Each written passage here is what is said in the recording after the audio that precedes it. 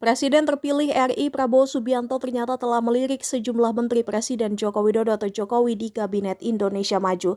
Ketertarikan Prabowo Subianto terhadap sejumlah menteri Jokowi terjadi saat Ketua Umum Partai Gerindra itu menjadi Menteri Pertahanan.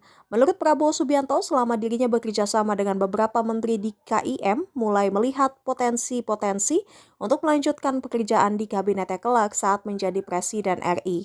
Ia juga menegaskan dirinya memilih menteri berdasarkan kemampuan dan kinerja, bukan karena latar belakang. Saat ini beredar 35 nama yang santer dikabarkan masuk ke dalam kabinet Prabowo Subianto Gibran Rakabuming Raka. Sebanyak 13 diantaranya diduga merupakan menteri Jokowi seperti dimuat tribunnews.com. Mereka akan ditunjuk lagi oleh Prabowo Subianto sebagai menteri, misalnya seperti Menteri Keuangan Sri Mulyani.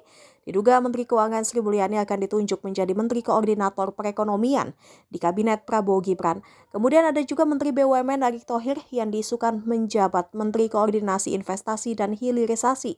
Lalu ada Menteri Dalam Negeri Tito Karnavian diisukan tetap menjabat sebagai Mendagri.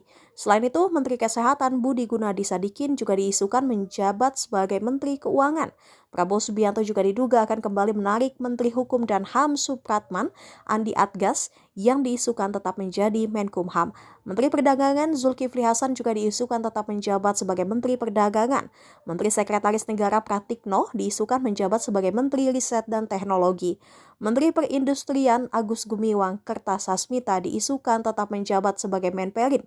Menteri Energi dan Sumber Daya Mineral Bahlil Lahadalia diisukan tetap menjabat sebagai Menteri ESDM. Menteri Pendayagunaan Aparatur Negara dan Reformasi Birokrasi Abdullah Azwar Anas diisukan tetap menjabat sebagai Menpan RB. Lalu Menteri Pemuda dan Olahraga Dito Aryo Tejo diisukan tetap menjabat sebagai Menpora.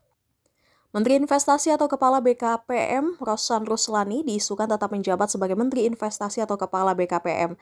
Terakhir, Menteri Sosial Saifullah Yusuf diisukan tetap menjabat sebagai Mensos. Jangan lupa subscribe ya!